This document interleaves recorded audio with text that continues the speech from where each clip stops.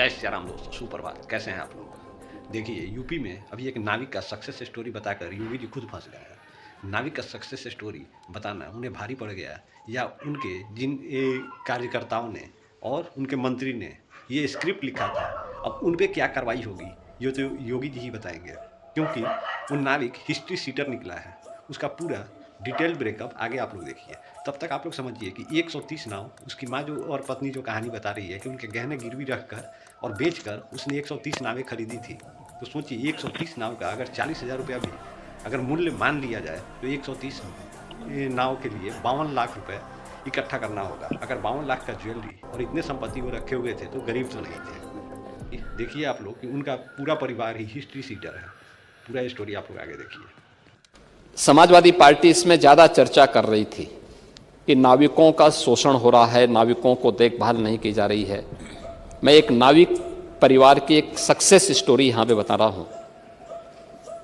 ये नाविक परिवार जिनके पास 130 नौकाएं थी, 45 दिनों की अवधि में इन लोगों ने शुद्ध बचत की है 30 करोड़ रुपए की। यानी एक नाव ने 45 दिनों में 23 लाख रुपए की बचत की है, कमाई की है। प्रतिदिन के अगर आप उनकी बचत देखेंगे तो यह लगभग 50 से लेके 52,000 पर डे की उनकी इनकम थी एक नाव।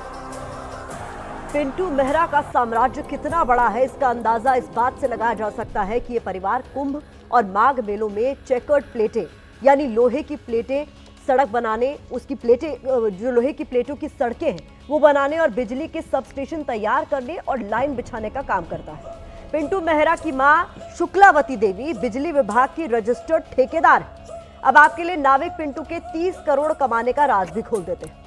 महाकुंभ के दौरान प्रयागराज मेला प्राधिकरण ने अलग अलग घाटों से संगम तक जाने का किराया 75 से 160 रुपए तय किया। एक नाव पर 2 चालकों के साथ अधिकतम 8 लोग ही बैठ सकते थे।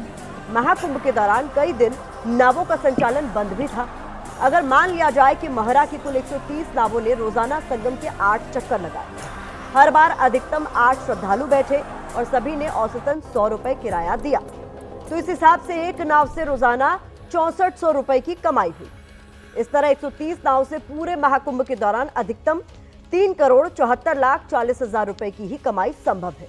यानी सरकारी रेट पर 30 करोड़ की कमाई मुमकिन नहीं है। ये तभी संभव है जब श्रद्धालुओं से मनमाने ढंग से मोटी रकम वसूल की गई हो। हालांकि पिंटू का परिवार कह रहा है कि श्रद्धालुओं ने खुश होकर जो टिप या बख्शीश दी है वो भी इसमें। सवाल ये कि क्या सीएम योगी को इसके बारे में जानकारी नहीं थी? क्या बिना किसी पुख्ता जानकारी के सीएम योगी ने सदन में नाविक का जिक्र कर दिया? क्या मुख्यमंत्री से अधिकारियों ने पिंटू मेहरा का सच छिपाया? क्या महाकुंभ की सफलता का श्रेय लेने के लिए अधिकारियों ने नाविक के सच पर पर्दा डाल दिया? किस कैलकुलेशन के आधार पर सीएम योगी ने 30 करोड़ का आंकड़ा पेश किया? अब विपक्ष यूपी की योगी सरकार से यही सवाल पूछ रहा है कि सीएम योगी का हीरो तो हिस्ट्री शीटर निकला। समाजवादी पार्टी के अध्यक्ष अखिलेश यादव ने पोस्ट किया है कि पाताल खोजी पहले पता कर लिया करे, फिर महिमा मंडन किया करे। पहले ठग से एमओयू कर लिया, अब नामजद के नाम की सदन में बंद आंखों से तारीफ कर दी। अब तो आंखें खोले। इन्हीं सब वजहों से ही बीजेपी सरकार में अपराधियों के हौसले बुलंद। इसके अलावा पूर्णिया से सांसद पप्पू यादव ने भी पोस्ट कर पिंटू मेहरा के अपराध का इतिहास शेयर किया।